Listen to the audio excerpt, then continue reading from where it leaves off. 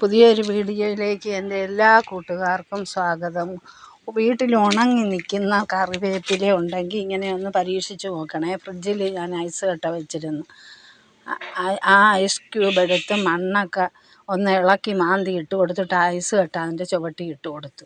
2 ദിവസം കഴിഞ്ഞ് വെള്ളവും ഒഴിച്ചപ്പോൾ അത് കിളിർത്ത് വന്നു. അപ്പോൾ ഞാൻ എന്തോ ചെയ്ത്, ചിരട്ട ഉണ്ടെങ്കിൽ ചിരട്ട കളയരുത്, നല്ലതുപോലെ അതിൻ്റെ മണ്ണൊക്കെ ഇളക്കി പോച്ചയൊക്കെ പിഴുത് മാറ്റിയിട്ട് മണ്ണ് വലിച്ച് നീക്കി കൂട്ടി ചുവട്ടിലിട്ടിട്ട് ചിരട്ട കമിഴ്ത്തി വെച്ച് കൊടുത്തിട്ട് എന്നും ഇച്ചിരിച്ചേ വെള്ളം നനച്ച് കൊടുക്കും. ഞാൻ 2 ദിവസം പഴക്കം ചെന്ന കഞ്ഞിവെള്ളത്തിൽ നാരങ്ങ പിഴിഞ്ഞ തോട് 3-4 എണ്ണം ഉണ്ടായിരുന്നത് എടുത്ത് നല്ലതുപോലെ ഞവടി ഒരു 2 കപ്പ് കഞ്ഞിവെള്ളം ഒഴിച്ച് അതിനകത്ത് വെച്ചിരുന്നു. 2 ഗ്ലാസ് ഒഴിച്ച് വെച്ചിരുന്നു. 2 ദിവസം പഴക്കം ആയപ്പോൾ അതിനെ എടുത്ത് നല്ലതുപോലെ ഞവടി 2-3 കപ്പ് വെള്ളവും കൂടെ ചേർത്തിട്ട് അതിൻ്റെ